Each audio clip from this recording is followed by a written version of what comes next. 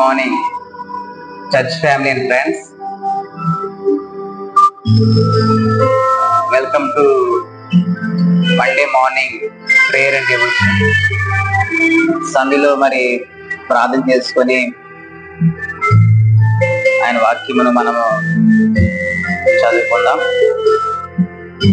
మహాగణుడా, మహోన్నతుడా, సర్వశక్తిగల దేవా, మీకు స్తోత్రములు ప్రభువా.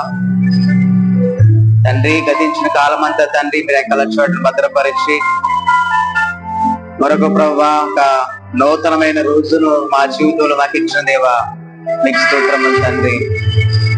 ఈరోజు ప్రభువా నాయన చక్కగా ప్రభువా నాయన సద్వినియోగం చేసుకున్నటకు మీ జ్ఞానమును మీ తెలివిని మా దయచేసి నీకు చూస్తూ ప్రభువా నీకు భయపడుతూ తండ్రి నీ మాట ప్రకారం నడుచుకోటకు మీ కృప మాకు దయచేయమని ప్రార్థన చేస్తున్నాను. మీకు స్తోత్రములు.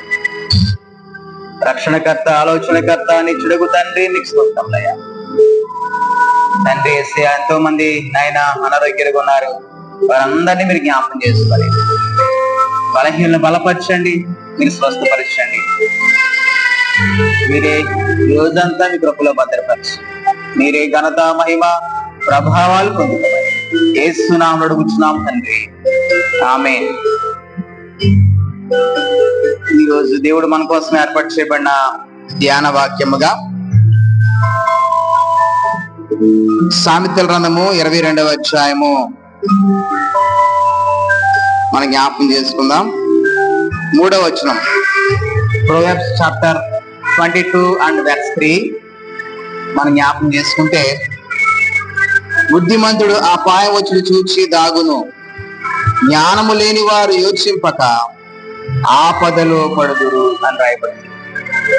బుద్ధిమంతుడు అపాయం వచ్చి చూచి జాగ్రత్త పడతాడు. ఎందుకంటే దేవుని భయము బుద్ధిమంతునికి ఎప్పుడు ఉంటది. నిత్యము భయము కలిగి ప్రవర్తించేవాడు ధన్యుడే వాక్యం రాయబడింది. నిత్యము కూడా దేవుని భయము కలిగి ఎవరైతే వారు జీవిస్తారో అటువంటి వారే బుద్ధిమంతులు, అటువంటి వారే జ్ఞానం గలవారు, అటువంటి వారే దేవుని కూర్చిన తెలివి కలిగిన వారు.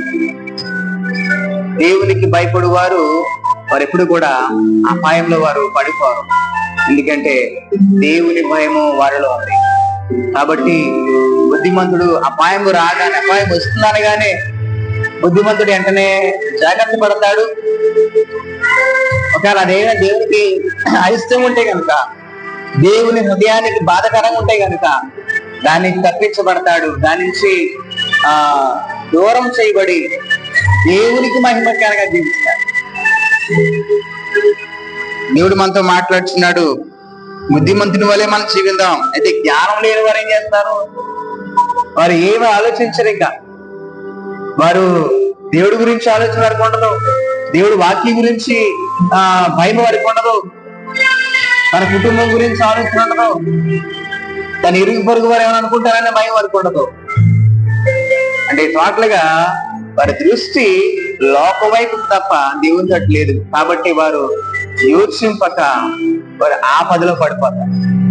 ఆపదలో పడిపోయిన తర్వాత, వారు శ్రమ పడిపోయిన తర్వాత, బాధపడిన తర్వాత అయ్యో తండ్రి నాయనా అని విచారపడుతూ వారు దిగులు పడుతూ ఉంటారు. అయితే బుద్ధిమంతులు అలా కాదు. వారు అపాయం రాకముందే అపాయాన్ని గ్రహించి దాన్ని తప్పించబడి దేవునికి ఇష్టంగా జీవిస్తారు, దేవునికి నామముతో మహిమకరంగా జీవిస్తారు. అలాగే సంఘమునకు, సమాజమునకు, ముఖ్యంగా తన కుటుంబానికి వారు ఆశీర్వాదకరంగా ఉంటారు. అటువలే మనం కూడా బుద్ధిమంతుని వలె ఈ లోకంలో జీవిద్దాం. దేవునికి దీవెనకరంగా, దేవునికి మహిమకరంగా, దేవునికి ఇష్టడిగా ఈ లోకంలో జీవిద్దాం. అట్టి కృప దేవుడు మనకి ఇచ్చేలాగా మనము ఎల్లప్పుడూ కూడా ప్రార్థన చేస్తూ దేవునితో మన హృదయము దేవునితో మన మనసు తిప్పుకొని దేవునికి భయపడి జీవిస్తే గనక దేవుని కృపా కాపుదల్లో మనం దాయబడి ఉంటాం. దేవుడి కొద్ది మాటలు దీవించి ఆశీర్వదించును గాక. ఆమేన్. Thank you so much friends and family.